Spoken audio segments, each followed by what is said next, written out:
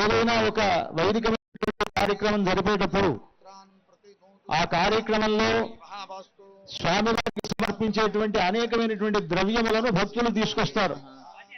పుష్పాలు, ఫలములు, బంగారు ఆభరణాలు మొదలైనటువంటి వస్త్రములు ఇవన్నీ కూడా స్వామివారికి సమర్పించడం కోసమని భక్తులు తీసుకొస్తారు. అలాగే మనమంతా కూడా ఈ స్వామివారి యొక్క సేవలో పాల్గొంటూ ఉంటాం. అయితే మనం శుచిగా స్వామి సన్నిధిలో ఉండవలసి ఉన్నది. మన శౌచం అనేటువంటిది మన చేతిలో లేదు.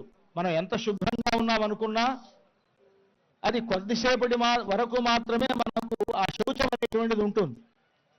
దీనికి ఏమిటి మార్గము అనంటే వేదం చెప్తున్నది, మనమంతా శుచి కావాలి అనంటే మంత్ర స్నానం చేయడం అనేటువంటిది ప్రధానము అని అంటున్నారు.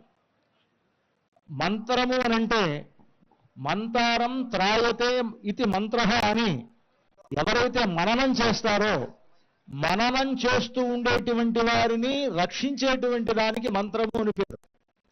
అటువంటి మంత్రము ఉచ్చరిస్తూ మన శిరస్సున మనం ప్రోక్షించుకునేటువంటి జలం వల్ల మనం పవిత్రమవుతాము అని శాస్త్రం చెప్తున్నది.